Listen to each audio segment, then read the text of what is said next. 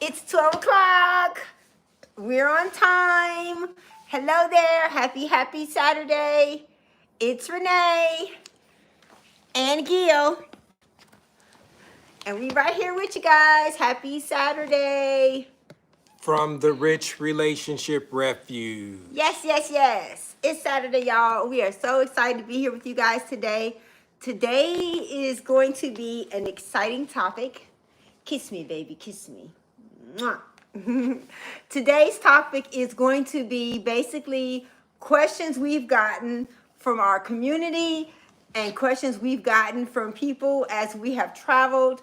We are not going to share any of their names or where we met them at, so that way they can still be anonymous. They can get their questions answered without feeling like we're putting their business out there, if we could say it that way. Yes. We want to make it as easy as possible. And yes, I did shave my goatee off. If you're looking like, what the? Yeah. Sometimes you have a shaving accident when you're trying to do it right.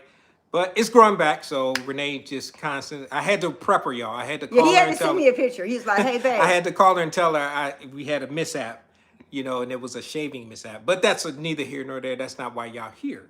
Yes, but I'm sure it's something that came through your mind because it went through mine as well. Yeah, because it was definitely a red flag. What we talked about last week. It was not a red flag. It was a red flag. No, what we talked about last week was red flags. And we gave you a list and we talked about it and some of the circumstances and things that happen in relationships. And we actually got feedback and we got responses. And therefore we got questions. So that's what we're actually talking about today, is maybe not red flag questions, but just questions in general, just relationship questions that we see in the community that people have asked us. And instead of us coming with another topic or another thing about something or a topic from the book or anything like that, But you still need to get the book. we decided to come back from just answering those questions to let y'all know we do see them. Renee reads them all and she responds to most of them, if not all of them. All of them. I may not do it quickly, but if you ever leave us a comment, ask us a question, tell us you saw us on HGTV, because we get that one a lot. Yeah. Yes, we were on HGTV. We lived in Montgomery, Alabama. We sold one house and bought another house. It was House Hunters. House Hunters. We love it. We're so grateful for that opportunity. But we are here to help you with your relationships. We have been married for 35 years. If you don't know, we are 35 years, coming up on 36 next month.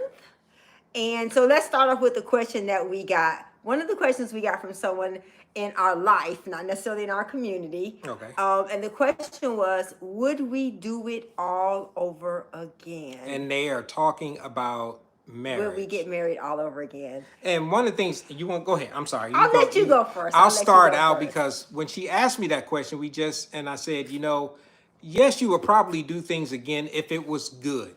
Yes. If you had based on what you now 35 years of being with the same person and knowing the ins and outs and all the things like that. And when you're in a good relationship, of course, you're going to say, yeah, I would do it all over again. But if you're not in that situation or that circumstance, you have information that you didn't have before. So obviously it's going to kind of blur your response. But I think if you ask the question of, would you get married, even if it wasn't to the person that you with, would you want to be married again? And I think based on the experience that you have, that's probably going to slant your response. That's going to kind of slant your response. But the question was asked to you, Gilbert Beavers. And would yeah, of course, you yes. marry me yes, again? Absolutely. Yes, I would marry Renee again. We did an interview last week with Dr. Sabrina Jackson. In Detroit. We love you, Dr. Sabrina. And one thing that she said, she asked me, and she threw me a curveball, Dr. Sabrina. So if you're watching this, I wasn't prepared, but hopefully we did it Sabrina. Good. But she threw me a curveball and she said, you know what? I want you to introduce Renee to the world. And I'll let Renee respond to what I said, because I couldn't tell you. There's so many good qualities about Renee that it's easy to talk about. If anything, I hope I encapsulated the essence of who she was. So would I do it again? Do that in no, 10 minutes. No, that would have took a that was That I'm a is what lot. I'm a lot. that is what they call humble bragging, y'all. So if you don't know what that is, that's what that was. So, but it's true. So I'll back her up. It's true. So, but she asked that question, and so yes, my response was, would I marry Renee again? Absolutely, yes, I would. So I'll let you respond to that, Yes. or the question in itself. The question was, would I do it all over again? And I'm like, would I? Yes, I would do it all over again. I think we should have gotten married younger. I'm like, we should have did. We loved it, enjoyed it so much. We should have. I would say we should have gotten married younger. But then I think about it. In reality, anytime you change one thing about your life, you change so many other things. And Yeah. so, although in my brain I would say, "Oh, we should have got married when we were 18," but I really believe that we needed to go through all the things that we went through in order to be who we are. So I wouldn't change anything. I would marry this man over and over and over again. And I know that him being my husband has made me a kinder, more patient, more empathetic, more understanding, a better listener. I wouldn't be the woman that I am without being married to Gilbert Beavers. And if Gilbert Beavers were to go to be with the Lord tomorrow, I would not marry again because no one can fill his shoes. And my life has been so filled with love and purpose and affirmation and identity and sex and fun and travel and sex that I wouldn't do that to somebody else. So Right. yes, I would marry you again. Yes, I Baby. appreciate that. Mwah. So that is what. So you can respond if you're coming to us live, if you're just joining us, or if you're watching this afterwards. Put it in the comments and put your comments in based on the questions that we have. This is not just our only response. This is just we. It's a community, so we Yes. want you all to respond to the questions as well, so we know what you guys are thinking. So Yeah, so if you're coming in now, if you're coming in later, please tell us where you're coming in from. Also, we would like for you to subscribe to our YouTube channel. Why do we want you to subscribe to our YouTube channel? When you subscribe and you leave comments and you cut on the bell notification, that helps other people to know that, oh, this is something that you like. So guess what? They will recommend us to other people. So we get a lot of comments about, man, you guys need to go viral and the whole world needs to know about you. Well, each of you can be a part in that by subscribing, sharing the channel, sharing the content, and also engaging with the content. because there's a lot of different uh channels out there that talks about relationship. We appreciate the time that you invest in just Yeah. coming on, even if it's for a minute. You pop in and you pop out. We would like for you to stay and watch and listen and contribute, but we understand that there's a lot of opinions out there, and so some of the things that we talk about is based on, or we try to confine it based on the 35 years of experience that we have as being married and our being training and the Bible. and I was getting ready to say, and Yep. on all the other things of working with couples over the last 19 years when it comes to their relationships, everything from being pre-married and engaged all the way to devitalized couples who are on maybe not the best time in their relationship, but we try to help and supply them with tools and skills to help them get better in their relationship. So that's what our whole goal is. But that's not why you came here. You wanted to hear the questions. Yes. So the And if second you have questions, I'm sorry, babe. And if you have questions, please put them in the chat. We will answer them. Put them in the comments. We will answer your questions. So the next question is, it kind of, I'm gonna start it off with from yesterday, just so as a continuation we can keep, or last week, so we can continue on. What do you do when you see red flags in yourself and your partner, and when should you address them? Well, the question was, what should you do when you see a red flag? And my response was, seeing one red flag is not grounds to do anything except look at yourself and also see if there are other red flags.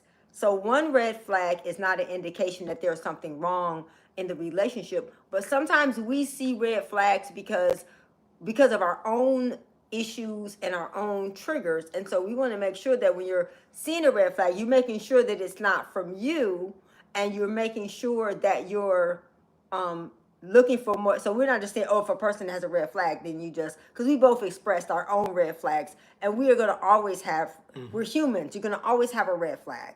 But it's just a matter of if it's all red flags. Everyone's going to have one or two. But when you get to the point that you have more red flags than yellow or green flags, then that's when you should take action, and that's when it's time to move on. Yeah, and I think red flags, if you changed it, I think if you substituted a little bit for, let's just say, when you have a red flag and you see it with someone, more than likely it's going to lead to a conflict.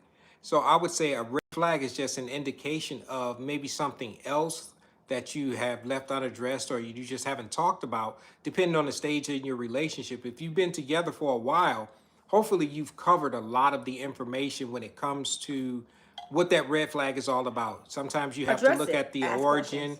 what it is and why it isn't, because 9 times out of 10 they initially may not be aware of that this is a red flag for you, but it also may be unaware to themselves that it is a red flag for them itself. Right. You know, so you have to look at it not just as it one thing, one isolated event. You can talk about it from habits and patterns and those things, or you could talk about it as a one-time incident that happened. Doesn't mean that you cast off the relationship and say, you know what, I'm done with you. Because I think, as they say in this culture, there's a cancel culture that people are so quick to dismiss and throw away people because they did or said or one thing that they didn't like. Right. There's a difference between not liking something and it being a part of a boundary issue or a violation Or of a a boundary character that you're a issue. character flaw or a toxic behavior type that happens. So red flag doesn't necessarily mean In the relationship. end of relationship. I'm Yeah. done with you. Throw it away. We're finished. Kaput. And it also depends on you. If you decide, hey, let's address this, let's talk about it, because you're going to have constant times of red flags, even after 35 years. Yeah. Something that may be a red flag doesn't mean it is a deal breaker or a relationship killer. It is actually something that can be a point of discussion that you can talk about Right. and grow together, because that's the whole part of this relationship journey that you're on, is you're going to always be growing together. And as long as you You both are should willing, be growing together. yeah, at least if you're both willing to put in the work to talk about the issue, not the symptom of the issue, but the issue itself, you can find that it can be overcome just by you addressing it and talking about it. And as we say, be hot about it. Honest, open, and transparent. So that's the one question when we talk about red flags. If you got something you want to put in there, put it in the Please put it in the chat so chat, we put can it in the see chat. it there. All right. Here's one for you. What do you do if you have different standards when it comes to chores and cleaning and somebody being messy and disorganized versus somebody being neat and efficient? There's a difference between being Messy and nasty. nasty is finding a sandwich under the bed or something like that that's been there for 2-3 days. That's Yeah. nasty.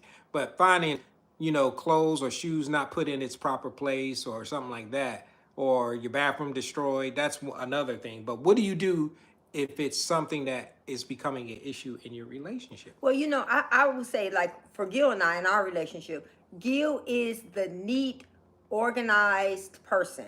He is. However, growing up, and this is the question I asked the person, when you were dating this person, was this person the way that they are when you're married to them? So I think that it's unrealistic to expect for someone to be somebody that they didn't show you.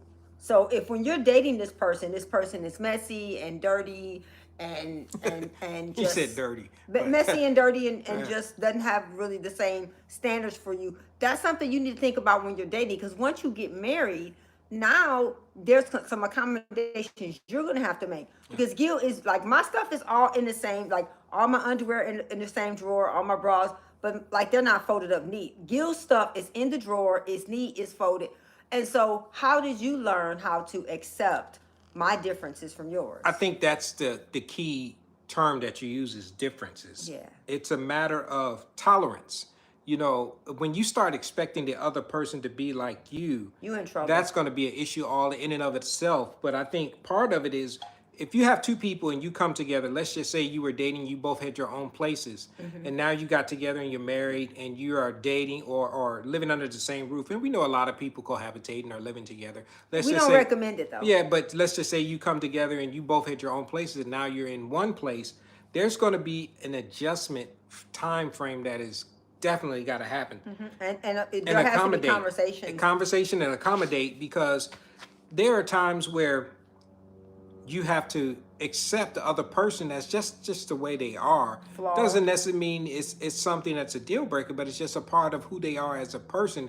If she doesn't put the cap on the toothpaste because she's been doing it for 20 plus years, don't expect for it to happen overnight. Right. But if you address it and say, hey, babe, could you put the cap back on the toothpaste? It may take you 5, 6, 7, 8 times because it's new habits, new learning, new things like that that's happened. But it's also a part of the whole relationship dynamic. This is just one thing. So somebody who's messy and may not do the or be as organized as you are, that's gonna be that exchange of me trading my neatness for not being so neat all the time and vice versa. Where Renee can pick up some of those habits, I can pick up some of the other habits. Like, is it necessary for everything to be in a certain space or in a certain place?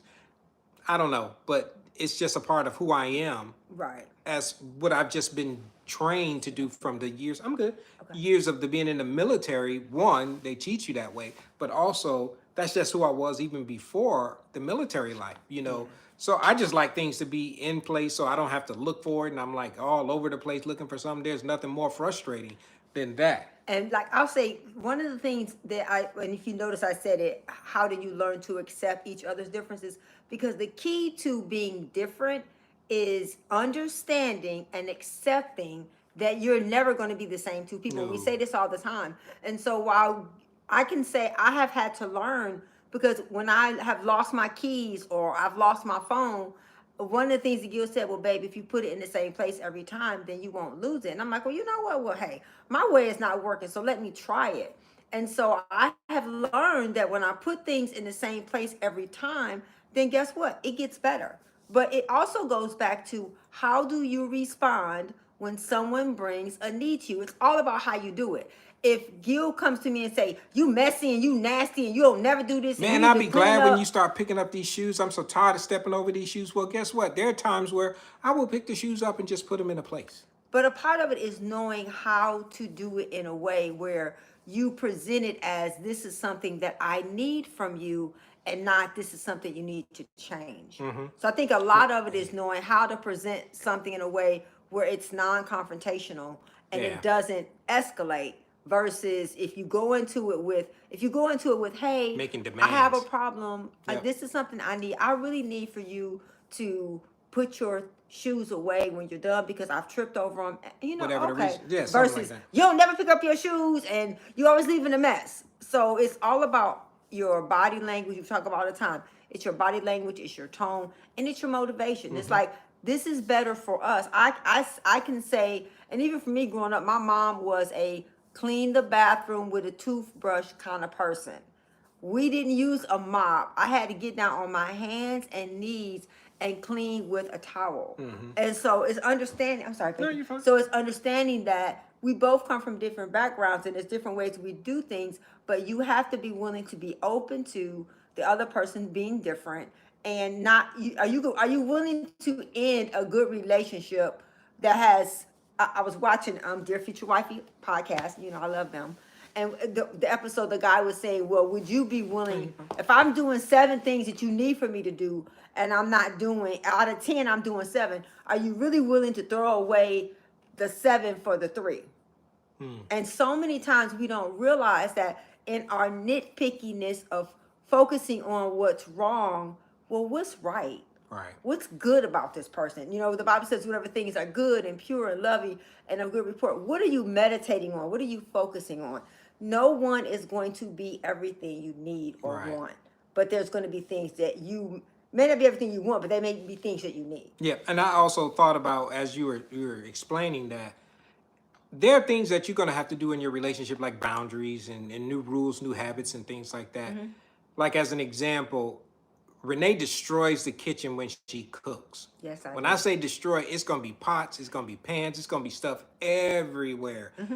That would drive me nuts, but I let her go. Because there were times, I remember one time I came behind her and was starting to clean up while she was doing that. And she started getting frustrated with me because I'm trying to clean up. I'm thinking I'm helping and I'm hindering the creative process. So I just let her be because I have learned over time in adapting And to I her do better now, style. don't I? No, but I just let her. You don't think I do better? Let me finish. Oh, okay, I'm sorry. To go through and do what she does because that's who she is. Is it that big of a deal? I'm a very abstract. My mind is very abstract. Yeah, so I just let her go. But one thing that we set up was after she finishes, I clean up. So that was my motivation. Whoever cooks, the other person cleans. So that was my motivation. I am not trying to do dishes till Jesus come because Renee used every pot and pan in the house when I can knock out some of this stuff as she's going along. So what we did was we just adapted to each other's style. Yes, and I jokingly said that she has gotten better because that has become the habit that we've established, that she starts being more conscious Of the fact that he has to clean up, so I don't want to leave a big mess. So a big mess. It's just a small one, but it's still a lot. You know, thank God for a dishwasher, y'all. But so when we do that, that's something that we both have had to make accommodations for each other's differences and how we do things so we can still have peace in the relationship and in the home. Yes. Does that make sense? So what do you think? Who's the messy one or the neat one in your relationship? But and there's always going to be an extrovert and an introvert. Yep. There's always going to be someone who's neat and someone who's messy. Yep. There's always going to be someone who's quiet and someone who talks. There's always going to be a good listener and a good talker in every. So I think a part of what I love about, and you guys let us know in the chat and let us know now and later, would you guys like for us to get together and do this in person? Because I really believe that it helps when you begin to talk to other couples and you begin to realize, wait a minute, so you mean I'm not the only person that's going through this? You mean other couples struggle with the same things that I'm struggling with? Yep. And so if you guys would like for us to do that, get together and meet, let us know. Put it in the chat or send us an email at help@richrelationshiprefuge.com, because I really believe that one of the biggest tricks of the enemy is to make you think that you're the only person going through what you're going through. And we always tell our couples, you are unique, your situation is not. Yeah, we've all gone through these different relationships, ups and downs and roller coasters and all those things. And highs and lows and likes and dislikes. And that's why we do this on Saturdays, the lives, but also the other stuff, just because we want to share, contribute, and help others get better at the relationship. If you, not saying that we have all the answers, but if you know something and it works,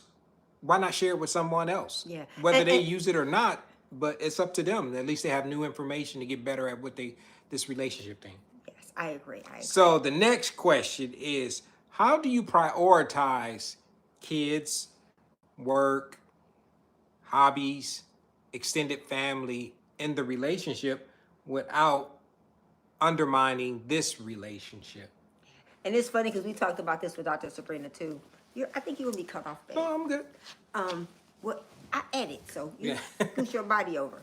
Okay, so how do you first of all, it's important that the Bible says that for this reason, a man should leave his mother and father and cleave to his wife. So the Bible sets the precedence that the priority should be me and God, Gil and God, and then me and Gil, and then your children, then your extended family, your ministry calls, then work. Yep. Then play. Yep.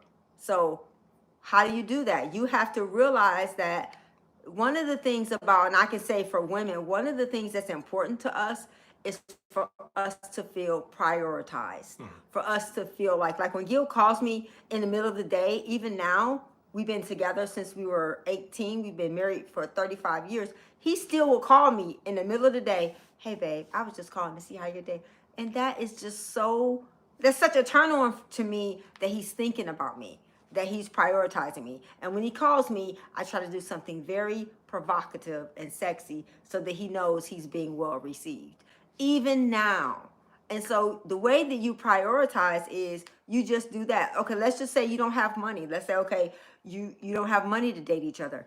What we would do is we would, at the end of the day, when we put the kids to sleep, we would come and sit in front of the television with some ice cream and just make that our time. It doesn't have to be long. It doesn't have to be expensive, but it has to be consistent and it has to be intentional. Mm-hmm. Yes. Oh, were you done with your thought? Yeah, that's okay. Get intentional. Yep. So the other side that I would say when it comes to prioritizing is everything is urgent in life, but not everything everything is important. Let me rephrase that. Everything is important, but not everything is urgent. So again, everything is important. Your work, your family, your friends, your relationship with God, all those things are important, your children, but not everything is urgent and require your attention right then and there on the spot. Let's get it done right now. So I think when it comes to that, just like Renee talked about the priorities, my relationship with God and then my relationship with her, that is more important than anything else. I have to spend time with the Lord because He's going to tell me things about our relationship and about us and about all the other things that are on my mind or that are important, that's going to give me insight. And if you don't spend the time first with the King to hear what needs to be said and to be done with the relationship or even all the other stuff, that is what is you're going to miss all the other things, and it's going to start feeling like you're stretched thin or you're being pulled in so many different directions that you really don't know what to prioritize. And the very thing that you decide to prioritize and think that is important, it won't be. So God gives us a list and tells us what the priority should be. Now, there are going to take times where things come like this, jumble around. Maybe it's an emergency that happens that sometimes Renee has to take a backseat because something happened with the children or with Aaron or the other kids, that thing. But that's a temporary Right. situation. That Right. is not permanent. And we talked to so many couples, and it even happened to us when we were early in our marriage. I would be in that 0 to 7 years, 10 years mark range where the kids have come along and you And are you in your don't know how to you vacation. don't know how to prioritize. Yeah, and you have made the children the priority, whether it's mom doing it with the girls and the sons and dad doing it with the sports and the sons, where that becomes a priorities, and then you will definitely forget about, hey, we're still husband and wife. Yeah, we're still a couple. There should not be a time where the only time you connect is when you finally get to bed together, and then all of a sudden you finally are connecting with each other physically, emotionally, spiritually, and all those things. It's not gonna work. No, it won't. So because you're putting that last when it should be first, and it should be higher on the priority scale. So that's what you have to do, is decide, even as a couple when you're dating, we are going to make this the priority and put everything else in its proper position in place. And it's by your actions. Yes. Yeah, It's by your actions. By you're your just looking at that actions. little bar. That's not going to be there. Yeah. By your actions will speak louder than your words. So if I'm a priority and you never call me, you never kiss me, you never touch me, you never acknowledge me, then I'm not going to feel like a priority. What are the things that I do? Like I said, the things that I make you feel like you're a priority. I love that every time I come home, Renee acts like I've been going on a trip, like she hasn't seen me in a while. So when I come home, it's not, hey, what's up? It's like that. Yeah, it's that. Welcome home. Who wouldn't want to come Welcome home? Yeah. And who wouldn't want to come home to somebody who is excited about seeing them? And it's not that I am faking it. I really am excited to see him because I think about all the times when he was deployed, or I think about some of my, I've had one of my girlfriends, her husband passed away.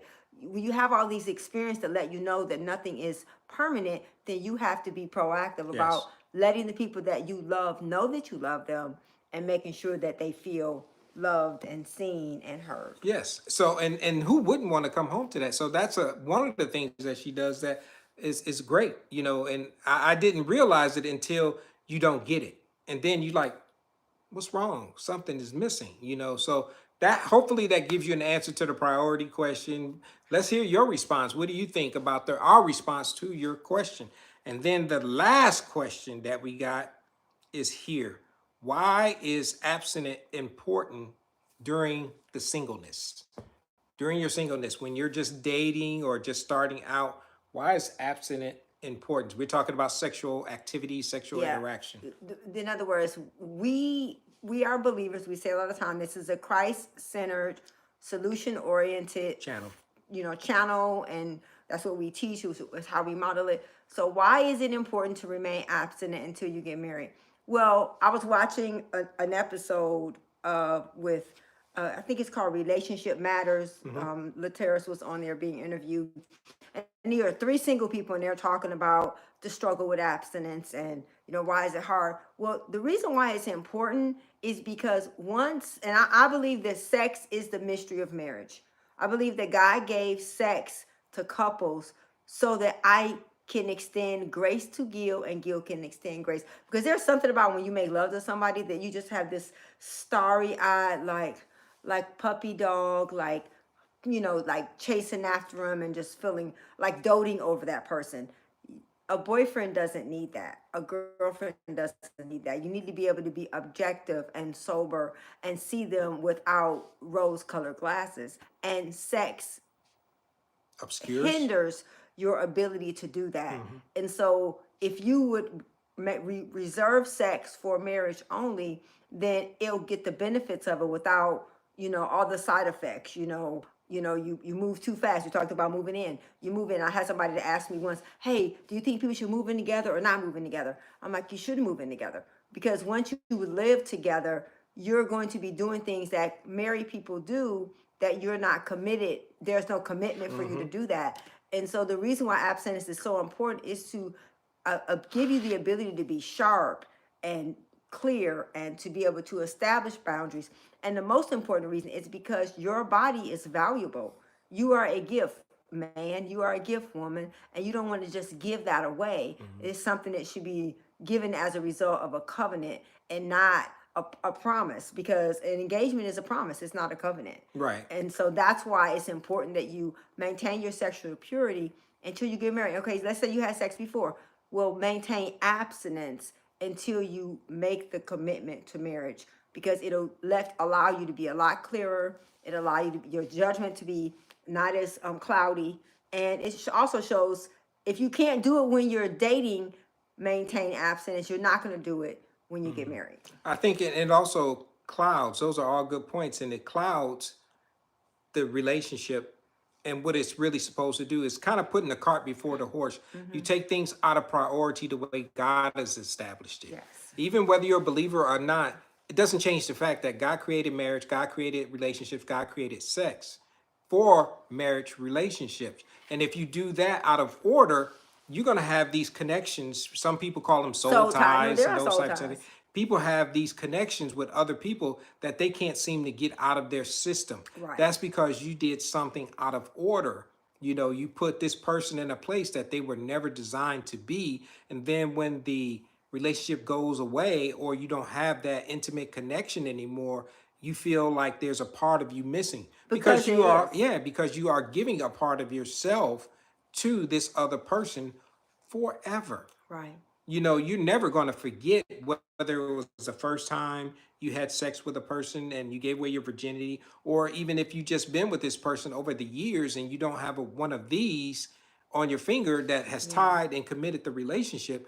You have did something out of order, so that is one of the consequences to it. But you don't have to be a beholden to that. You can actually say, you know what, that was something I did out of order. We have to acknowledge it. Sin is sin. That is something I did out of order, out of God's will for my life. Right. And it's not just the woman, it's the guy too, because it affects both in the same capacity. So if you take it out of order and out of precedence that God has designed, you have to be willing to understand that there are going to be consequences Fallout. to that. And And they're going to unfortunately, take it. Yeah. sometimes some of the fallout is that you have children, and not that a child is the fallout, but They're not the they're mistake. not the mistake, but they're going to be the recipients of your choice, and it may not necessarily be The best in their for them. favor. Yeah. Because children deserve the same, Stability. stability and love and support and value that each of us received. And so by doing it out of order, you create unnecessary conflict and drama in your life. And if you've done that, there's grace for you, there's forgiveness for you, there is restoration for you. However, it's like if you've not gotten to that place, so think about it before, and do things in a way where you're going to have more rewards and not regrets. Yep. So. And so another question that we had was, basically, I talked about that already, as far as should you live together. Should you forgive someone who is a cheater? What should you do? Should you forgive someone who's a cheater? Well, I'm going to talk about it from the perspective of a married couple, as well as if you're dating. If you're a married couple and your spouse cheats, then the Bible just says that adultery is grounds for divorce. it doesn't mean you have to get a divorce. And so if you guys decide that the other person comes and fesses up and lets you Truly know and repentant. tells you, and they're turning away from it, and because we've seen so many couples that have had adultery as a part of their story, and it's made them closer and more vulnerable, and it's made them better. But then we've also seen couples where adultery destroyed their relationship, and it goes back to your ability to communicate, your ability to extend grace, your ability to be willing to get somebody to give you help and keep you accountable. And so that is basically a decision that each couple has to make in regards to dating. Let me add something before you jump to the Okay. dating part. I would say you have to also know and be willing to forgive Yes. the person. I think, and forgive means you don't bring it up when it's convenient because you had another argument about something that had nothing Yeah. to do with that. You constantly bring it up. You haven't really forgiven. Right. If you have decided, I'm going to stay with this person, I'm going to forgive them. That means to cast it off and forget it and think of it no more, and We not don't let it talk about it. and not let it hold you to a standard that this person can never do. Because if that person feels like, well, you really never forgave me, and I feel like you keep bringing it up and bringing it up or hold me You want to punish responsible, them. you want to hold them, punish You want them, to or punish them. you want to punish them, as opposed to God holding them accountable later, that this is something that they have done that violate the relationship. Absolutely. Yes. We'll give it that. But if you have decided to stick and stay and have said, yes, I forgive you and we're going to work through this, that doesn't mean you hold them hostage to the bad choice and the bad decision that they made. Yeah. That is something that we've seen so many times in relationships. The ones that have held the other person accountable throughout, even though they said they forgive, but they really didn't. Well, holding them accountable is not the same as holding them hostage. That's what I'm talking about, Yeah. holding them hostage. When I say holding them accountable, I'm talking about holding them accountable for them to acknowledge it. Yes, they acknowledged it, Right. but then you hold them hostage to it like they didn't even acknowledge it and didn't even come to you with a contrite heart and say, you know what, forgive me for doing this. Right. There's going to always be a myriad of reasons why. None of them should be the one that holds them accountable forever. Well, If they have come to you and you have forgiven, and they come to you with a contrite heart and ask for forgiveness. yeah, and a part of it is the person who broke the trust has to be the one who works on rebuilding the trust. So And if that's you're the gonna take person that time. cheats, Yeah. then it's your responsibility to work on building the trust of the other person and checking in. Hey, how am I doing? Not saying you ain't over this yet. Yeah, yeah. You We've seen can't that before. No, you can't tell somebody to hurry up and get past it. Right, They're never because- going to get past it. That means they're just not holding you accountable for it. It's still gonna always be something that is there. Yeah. And so it's just understanding that when difficult things happen, you have to be willing to give grace and time for The things healing. to healing. Like if you guys see, I've had this Band-Aid on. I had this Band-Aid on because I got bit, and I picked and played with it, and I played with it, and I played with it. So I put a Band-Aid over it because I don't want to pick it. And so Gil and I were talking about this, that's sometimes how pain is. Sometimes you need something between you and the pain so that it can heal. And so you have to be willing to, and sometimes that may be, you may need a coach, you may need a mentor, you may need somebody else to be that barrier between you and your pain so that it can heal. And healing takes time, and it takes time and you doing something different. Time going by and you're doing the same thing is not going to bring healing. It's not going to bring restoration. And so you have to be willing to be open to the process of healing and letting somebody help you, as well as being open to being held accountable. And you were going to say something about the singles. And yeah, and so in regards to singles, if you're dating someone and they cheated on you, I always say that, how people treat you when they're dating is how they're going to treat you when you're married. And so if you're cheating on me when we're dating, you're going to cheat on me when we get married. And so I think that in a dating situation is totally different because there's no covenant that has been established. So if I'm dating someone and I know you're a cheater, I'm not going to continue to date you because that's a pattern. That's a character issue. If you can't commit to me in a one-on-one relationship, and we talked about this in the book about the difference between going out and dating. If we're going out and you go out with somebody else, you're not cheating on me. No, we're just dating. We just Because getting we're to just know each going other. We out, haven't going made a out. commitment. Yeah. Dating is when we both have committed. We both discovered that we are each other's person, and we decide that we're going to go on this journey towards getting to know each other Getting in to an the marriage. exclusive, Yeah. in an exclusive path towards marriage. Going out means I am just like going out. You enjoy their company. Yeah, and I may enjoy 4 people's company at one time. So it's not the same. And the difference between going out and hooking up is sex is not a part of the equation. And we talked about that before. And so should you date someone, should you go back to someone who cheated on you in a dating relationship? It's up to you to make that decision. But more than likely, Maya Angelou, so when someone shows you who they are, believe them the first time. And so if someone is a cheater, getting into a relationship with you is not, you can't change someone's character.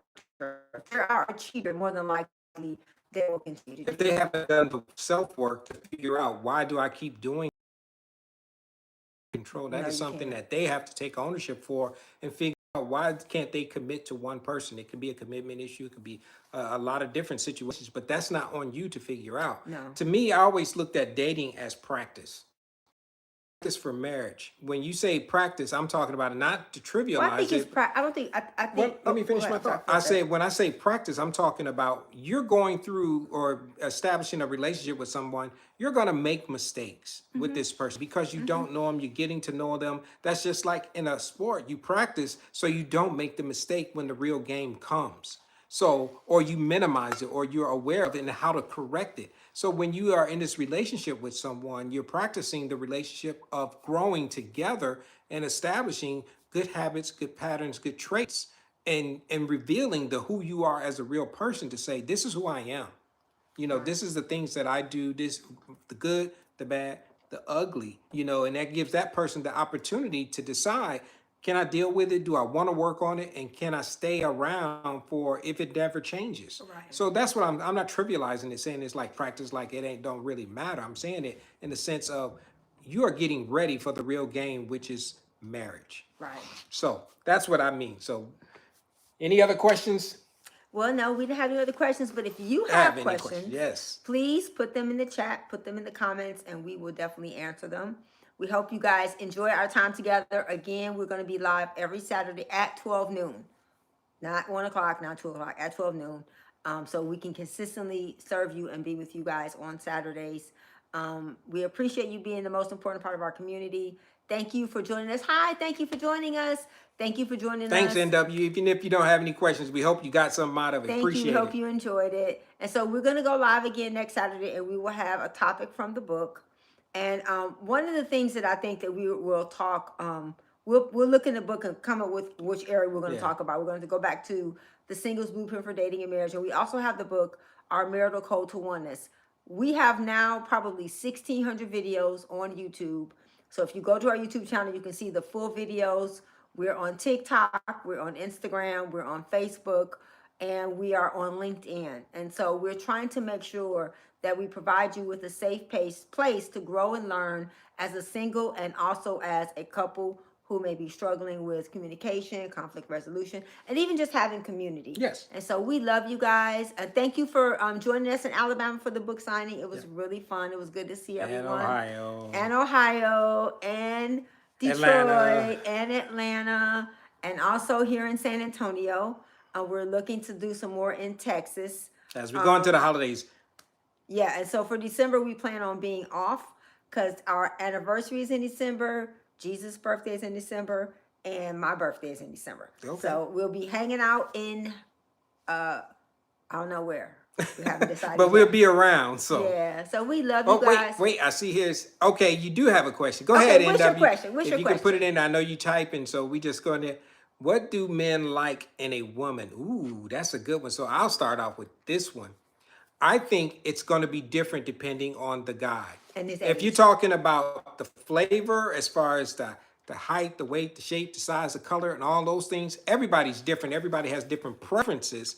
But I think you have to look at it from a different perspective of, I think most men want honest, open, transparent when it comes to their woman. They want somebody who is understanding who they are. And when they say, I want to get to know the real you, I'm not talking about the superficial stuff. I'm talking about yes, you want to look your best. All that is always, let's just say that those are the given. I was more interested in Renee, not from her physical, visual perspective, but once I actually started, got past that, because you're going to be enamored with that. You're going to be, obviously, that's what attracts you to her or him, but it's the things that comes behind that. What kind of character does this person have? What are their values? What are the things that make you want to stay around? Do you feel safe with them? Do you feel protected with them? That should be something that you feel comfortable with at the very stage in the date. If you, even on the first date, if you don't feel comfortable with this person on the first date, more than likely, as you progress along the relationship, if you decide to pursue it, it's not going to grow. Getting to know someone is a journey. It is something that is going to happen over the lifespan of the relationship. So those are the things that I think is the most important when it comes to, from my perspective, when it comes to that initial attraction. Okay, and so one of the things that Gil said about me that I thought was really good. He said I was easy, I was light. I am a black woman, and I know that sometimes we can be so intense and we can be so aggressive that for men that's heavy and it's scary. And so I would say, I think that what's important, because I've been with the same man and I dated other men, but I think what is important is that you be yourself, but that you be the version of yourself that you would want to be around. I think so many times we're not really being honest about what we bring to the relationship that can be a part of the problem. And so sometimes it's our temperament, sometimes it's our tone, sometimes it's our expectations, sometimes. So there's things that we can bring that, other than just the way we look, that can be a problem in a relationship. Does that answer your question? Yeah. NW, thank you for even putting it here. Thank you for hanging We out with us. appreciate you. Thank you so much. Thank you. Thank you. So we appreciate that. Yes, I'm trying to understand what's nagging a man to cause a still want to talk, but I want to be careful. Now, I think even in that aspect is being honest, open, and transparent about it, asking those questions, Yeah. What is he because looking for? sometimes the hard questions are the ones we don't ask. You have to be willing to say, you know what? What's going on with you, or what is it about this or that makes you feel like I'm nagging? Having a need is not nagging. That's what it comes down to, the communication ability. We talk about it being assertive versus being aggressive. Telling someone what you need out of the relationship is not nagging. That's just you telling them what you need. Because if your needs are not being met, that's going to cause a distance to happen in the relationship, because and especially if they're not attentive enough to want to even hear what you have to say. There's a difference between the nagging of talking about a problem over and over and over and over and over again versus you telling them what you need from them about something. And I think it's important to understand that it becomes the frequency of the presenting of the request is how it can be interpreted as nagging. Yes. Because one of the things the Lord taught me was that if I have a problem or a concern with Gil, I would bring it to Gil and say, "Hey, babe, I need for you to touch me more." Mm-hmm.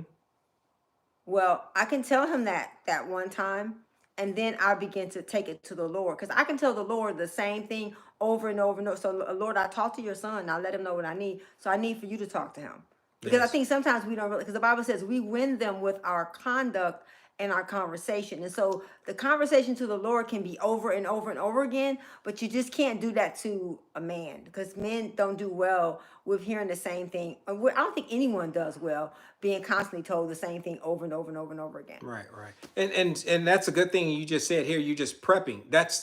This is the kind of things that you want to do and want to be thinking about. So NW, that's awesome that you're Yeah. thinking about, and even all these things that happen now, because now you're in that stage of what we talk about, and that's what the book is really all about, of during that inward journey, Self-examine. that self-assessment of saying, where am I at right now and where am I trying to get to? Whether that's being with a person for the rest of my life or just being comfortable in your own skin, you have to know where you are in life and in self and who you are. Do you love yourself? Do you care about yourself? Those are the Do types you of things enjoy that, yourself?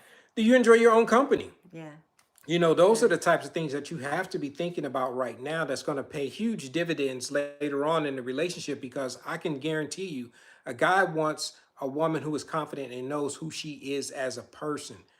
They're looking for a helpmate, not someone to grow up or to raise. Just like women don't want to raise men, men don't want to raise women to be girlfriends, to be wives.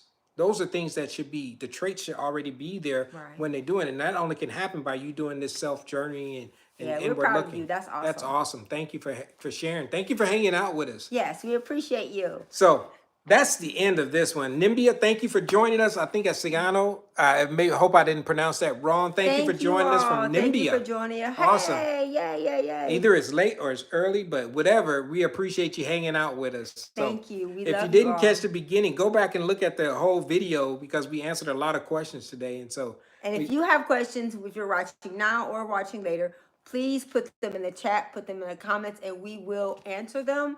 We love you all, and we are so grateful to be able to serve you in this capacity. If you've not subscribed to our channel, please Check it out. subscribe. Please hit the notification bell. Please share the video with other people. And please go back and watch the full video and leave your comments, and we will respond to them. and we got you, NW. Yeah, write the questions down. It doesn't matter what we're talking about. Bring them. Yeah, we'll bring all your answer them. questions. So you can go regardless to of any the of the topic. platforms. You Yep. can go to Instagram, TikTok, Twitter, Pinterest, All of them. Rich Relationships Refuge, or you can send your questions to help@richrelationshipsrefuge.com. And we love you. Thank you so much. We're about to go eat. We found a new restaurant, y'all. It's called Kava, and we absolutely love it. So looking for a good place to go eat plant-based, check it out. So we love you guys. We're stronger together. Appreciate your time. See y'all next Thank week. you so much. We love you guys.